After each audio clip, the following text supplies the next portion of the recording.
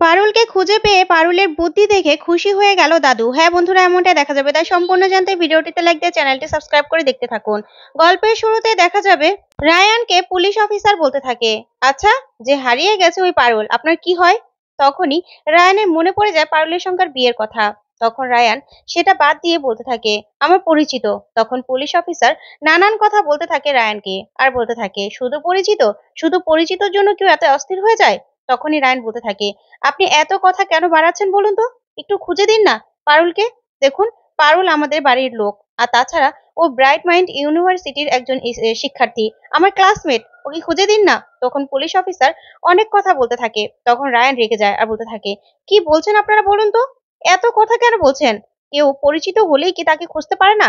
তার জন্য এরকম ভাবে অস্থির হতে পারে না? কোনো সম্পর্ক থাকতে হবে এমন কোনো কথা আছে? তখন পুলিশ অফিসার বলতে থাকে, আপনি রাগ করছেন কেন? আমি তো এমনি এমনি জিজ্ঞাসা করছি। কেউ তো আর এমনি এমনি কারোর জন্য এতটা অস্থির হয় না। তখনই রায়ানের বাবা জেঠু আর মল্লার চলে আসে। আর এসেই বলতে থাকে, কিরে রায়ান, অফিসার কিছু বললো? তখন রায়ান বলতে থাকে, দেখো না বাবা, উনি তো কিছু কোনো গ্রাহ্যই করছে না, কোনো কিছুই মনে করছে না। তখনই রায়ানের বাবা জেঠুকে দেখে চিনে ফেলে অফিসার, আর অফিসার বলতে থাকে, কি আপনারা? তখনই রায়ানের বাবা বলতে থাকে, হ্যাঁ আমরা, আমাদের বাড়ির বউ মিসিং। আসলে রায়ানের বই মিসিং। তখনই অফিসার বলতে থাকে, কি বলছেন আপনি? এতটুকু একটা ছেলে আবার বিয়েও করে ফেলেছে? তখন এই কথাতেই রায়ানের বাবা বলতে থাকে, এতটুকু হোক আর যাই হোক, ওরই বউ মিসিং হয়েছে, আমাদের বাড়ির বউ। আপনি প্লিজ অফিসার একটু খুঁজে দিন। তখন এই কথা শুনে অফিসার বলতে থাকে, সেটা তো আগে বললেই হতো। আমি কি জানি নাকি যে বসু পরিবারের বৌমা হারিয়ে গেছে? আসলে আপনার ছেলে তো পরিচিত, এতটুকু বয়সে কি আর বিয়ে করে না? এত লুকানোর কিছু ছিল বাবা? আমিও তো। তখন রায়ান বলতে থাকে, আপনি কিছু করবেন নাকি বলুন তো? আপনি তো তখন থেকে বাজে কথাই বলে যাচ্ছেন। তখন অফিসার বলতে থাকে, ঠিক আছে, মোবাইল নাম্বারটা দিন, আমি দেখছি কি করা যায়। ওইদিকে দেখা যাবে পারুল মন্দিরে যায়। তখন মন্দিরে গিয়ে প্রার্থনা করতে থাকে আর বলতে থাকে, আমি এখন কি করব বাবা? কি করব? আমাকে এই কোন পরীক্ষায় তুমি ফেললে? আমার কাছে কোনো টাকা নেই, কিচ্ছু নেই। তাহলে কি আমি এখন ভিক্ষে করব? আমার কি ভিক্ষে করাই কপালে আছে? না না, আমি এটা করতে পারি না। কিন্তু আমার তো অনেক ক্ষুধাও পেয়েছে। আমি কি করব? আর তোমার এত সাধের দেওয়া জীবনটা যে আমি এভাবে নষ্ট করতে পারবো না, শেষ করে দিতে পারবো না, আমি তো মরতেও পারবো না। তুমি আমাকে পথ দেখাও। আমি কি করব? এই বলে পারুল প্রার্থনা করতে থাকে।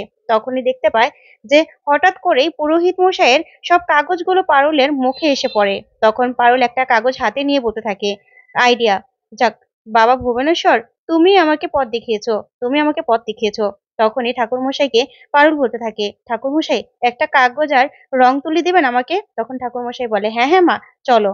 তারপরে পারুল সে কাগজের মধ্যে নিজের সব ডিটেলস লিখে, তারপরে প্রাইভেট পড়াতে চাই লিখে একটা বোর্ড বানায়। তারপরে সেটা নিয়ে ভিক্ষুকদের মাঝখানে বসে পড়ে। আর বসে বসে বলতে থাকে, বাড়িতে কোনো ছেলে মেয়ে আছে? আমাকে দিয়ে টিউশন পড়াবেন, আমার খুব দরকার।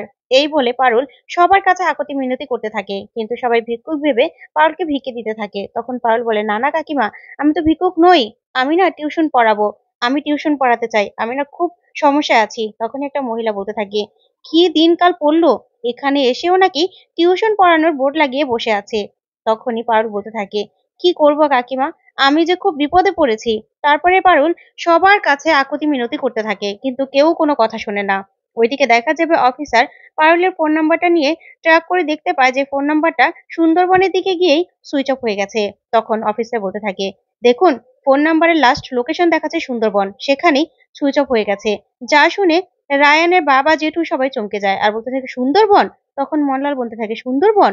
তখন রায়ান বলে, ও তো পথঘাট কিছুই চিনে না, ও সুন্দরবন যাবে কি করে? তখনই অফিসার বলতে থাকে, দেখুন, এমনও হতে পারে যে ওনাকে কেউ কিডন্যাপ করেছে, ওখানে গিয়ে ওর মোবাইলটা বন্ধ করেছে, বা আবার এমনও হতে পারে যে ওনার মোবাইলটা চুরি হয়ে গেছে। তখন এই কথা শুনে রায়ান পুরো চমকে যায়। তখনই রায়ান মল্লারকে বলতে থাকে, না রে মল্লার, আমি না খুব বড় ভুল করে ফেলেছি। তুই ঠিকই বলেছিলি যে এটা করা একদম উচিত হয়নি আমাদের। এসব দোষ না আমার। আমি পারুলকে খুঁজে না পেলে নিজেকে জীবনেও ক্ষমা করতে পারবো না। পারুল আমাকে বাঁচিয়েছিল, আমার জীবন বাঁচিয়েছিল ও। ও আমার জন্য কি না করেছে! আমি চাইলেই সেদিনই সবকিছু আটকাতে পারতাম। আমার না ভালো লাগছে না। আমি নিজেকে কোনোদিনও ক্ষমা করতে পারবো না। তখন মল্লার বলতে থাকে, রায়ান, এত চিন্তা করিস না।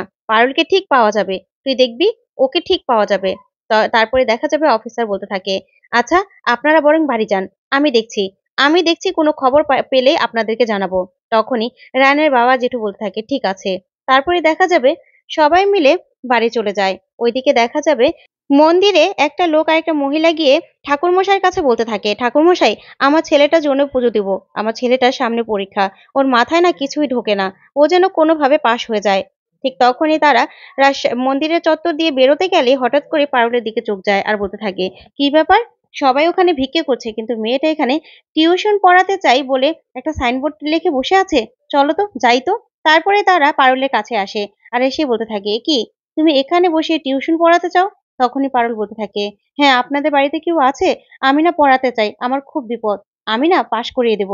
তখনই সেই মহিলাটা বলতে থাকে, আসলে আমার ছেলে বাবাই, ওর না ওনার সামনেই পরীক্ষা, 11 পর্যন্ত তো পাশ করে গেছে, সায়েন্স নিয়েছে, এখন না মাথায় কিছুই ঢুকছে না, 12টা তো পাশ করাতে হবে বলো। তখনই ছেলেটা বাবা বলতে থাকে, আসলে না হলে তো আমার বাবার মতো কচুরি বিক্রি করতে হবে। তখনই পারুল বলতে থাকে, না না চিন্তা করবেন না, আমিও তো সায়েন্সের স্টুডেন্ট, আমিও সায়েন্স নিয়েই পড়েছিলাম আর ব্রাইট মাইন্ড ইউনিভার্সিটিতে। তখন এই কথা বলে পারুল থেমে যায়, তারপর বলতে থাকে, পড়তাম, আসলে ভাগ্যের ফেরে এখানে আমি। তখন এই কথা শুনে ছেলেটা বাবা আর মা অবাক হয়ে তাকিয়ে থাকে। তখনই ছেলেটা বাবা বলতে থাকে, আমি না 2000 টাকাই দিতে পারবো।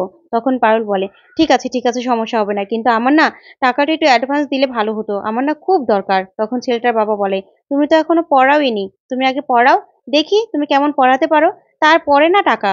তখনই পারুল বলতে থাকে, হ্যাঁ এখানে তো লেখা আছে আপনারা পরীক্ষা নিয়ে দেখতে পারেন আমার।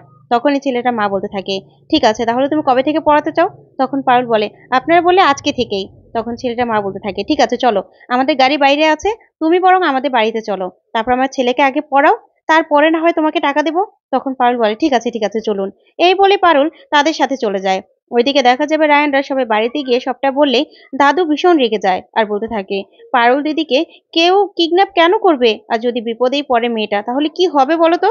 তখনই রায়ানের জেঠু বলতে থাকে, না না বাবা, আসলে অফিসার তো ওরকম কিছু বললো না, বললো যে ওর ফোনটাও চুরি হতে পারে। তখন দাদু বলে, ফোনটা চুরি হলে তো আর শুধু ফোনটা চুরি হবে না, ওর ব্যাগটাও নিশ্চয়ই চুরি হয়ে গেছে, তাহলে তো ওর কাছে টাকা পয়সা কিছুই নেই, এই রাস্তাঘাট চিনে না, কোথায় কোথায় হাঁটছে কে জানে, কি করছে, আমার না ভালো লাগছে না। তখনই রায়ানের বাবা বলতে থাকে, বাবা আপনি একদম চিন্তা করবেন না, পারুলকে না আমরা ঠিক খুঁজে বের করবো, আপনি চিন্তাই করবেন না। তখন এর দাদু বলতে থাকে, আমি চিন্তা করব না, তাহলে কি তোমরা চিন্তা করবে? তোমাদের তো একদিক থেকে ভালোই হলো, পারুলকে বিদায় করার জন্য তো উঠে পড়ে লেগেছিলে তাই না, এখন নাও, আপদ বিদায় হয়ে গেছে, পার্টি করো, তোমরা খুশি হও, তোমরা খুশি হও না, কারণ ওকে তাড়াতে পারলে তো তোমরা বাঁচতে, এখন নাও, ও চলে গেছে ও। তখন রায়ানের কাছে গিয়ে দাদু বলতে থাকে, নে, সবসময় বলতি না যে ওকে তাড়িয়ে দাও, ও চলে যাক, নে এবার চলে গেছে, এবার পার্টি কর, খুশি তো তুই রায়ান, খুশি তো? তখন রায়ান কিছুই বলে না। তখন দাদু বলতে থাকে, মেয়েটা, তুই না সবসময় বলতি ইউনিভার্সিটি তোর চত্বর তোর চত্বর, তাহলে তোর চত্বরে মেয়েটা এত বড় বিপদ হলো, আর তুই কিছুই করতে পারলি না রায়ান, ইচ্ছে করলে ওকে বাঁচাতে পারতি, কিন্তু কিছু করিসনি, তুই কিচ্ছু করিসনি। তখনই রায়ানের মা দাদুর মুখে মুখে বলতে থাকে, বাবা রায়ান কি করতো, আমার ছেলে কি সবসময় ওর দিকে নজর দিয়ে বসে থাকবে নাকি, ওর দিকে ওর খেয়াল নেই? তখন দাদু কিছুই বলে না, মন খারাপ করে সেখান থেকে চলে যায়। তখন রায়ান বলতে থাকে, ঠিকই মল্লার, আমি তো ওকে বাঁচাতে পারতাম, কিন্তু আমি তো বাঁচাইনি। ওইদিকে দেখা যাবে পারুলকে বাড়ি নিয়ে যায় তারা। তখন এই ছেলেটা বলতে থাকে, আমার পড়তে একদম ভালো লাগে না, সায়েন্স তো আমি বুঝিই না। তখন পারুল বলে, ভাই তুমি চলো তো, তোমার কি নিয়ে পড়তে ভালো লাগে? তখন ছেলেটা বলে, মিউজিক নিয়ে। তখন পারুল বলতে থাকে, আচ্ছা ঠিক আছে চলো, তোমাকে আমি একটা জিনিস বুঝাই। তখনই পারুল এমন ভাবে ছেলেটাকে বুঝায় যে ছেলেটা খুশি হয়ে যায় আর বলতে থাকে, দিদি এরকম সহজভাবে না আমাকে কেউ কখনো বুঝায়নি। আর ছেলেটার বাবা মাও খুব খুশি হয়ে যায় পারুলের এই বুদ্ধি দেখে।